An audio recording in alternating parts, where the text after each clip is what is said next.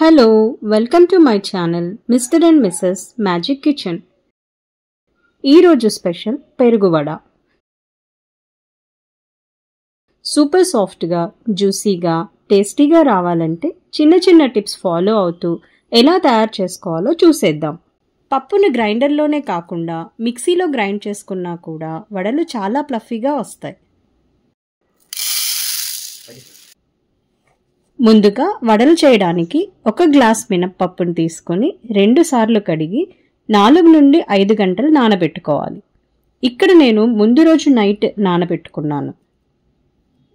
ఇలా నానబెట్టుకున్న పప్పుని మిక్సీ జార్లో వేసుకోవాలి. కొంచెం కారంగా ఉండాలంటే ముక్కలుగా చేసుకున్న ఒక పచ్చిమిర్చి,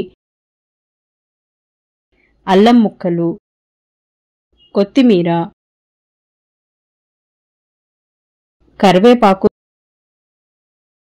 మెత్తగా గ్రైండ్ చేసుకొని కొద్దిగా సాల్ట్ యాడ్ చేసుకోవాలి. వడలు సాఫ్ట్గా రావాలంటే పిండిని ఇలా విస్కర్తో గాని చేత్తో గాని బాగా బీట్ చేసుకోవాలి.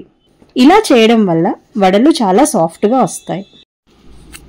ఇప్పుడు వడలు తయారు చేసుకోవడం కోసం ఒక కడాయి తీసుకొని అందులో సరిపడా ఆయిల్ పోసుకొని హై ఫ్లేమ్లో కాకుండా మీడియం ఫ్లేమ్లో వేడి చేసుకోవాలి.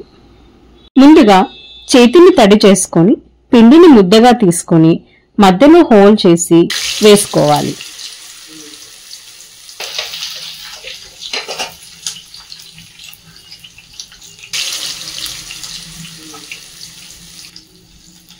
ఇలా ఒకటిగా వడలు వేసుకోవాలి.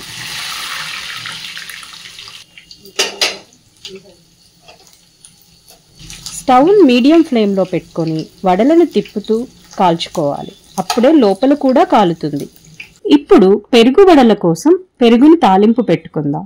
తాలింపు గిన్నెలోకి 1 టీ స్పూన్ ఆయిల్ వేసుకోవాలి. ఆయిల్ వేడి అయ్యాక పచ్చిశనగపప్పు, మినప్పప్పు, ఆవాలు, జీలకర్ర, పచ్చిమిర్చి, అల్లం,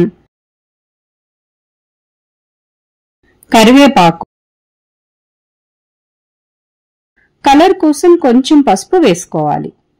ఇలా ఫ్రై చేసిన తాలింపుని చల్లారిన తర్వాత పెరుగులో వేసుకోవాలి. ఇలా వేసుకున్న వడలను సాల్ట్ వాటర్లో వేసుకొని ఒక 10 మినిట్స్ ఉంచాలి. ఇప్పుడు నీటిలో నానబెట్టిన వడలను పెరుగులో వేసుకుని 1 గంట పాటు ఉంచి టేస్ట్ చేస్తే పెరుగు వడలు ఎమ్మీగా సాఫ్ట్గా ఉంటాయి.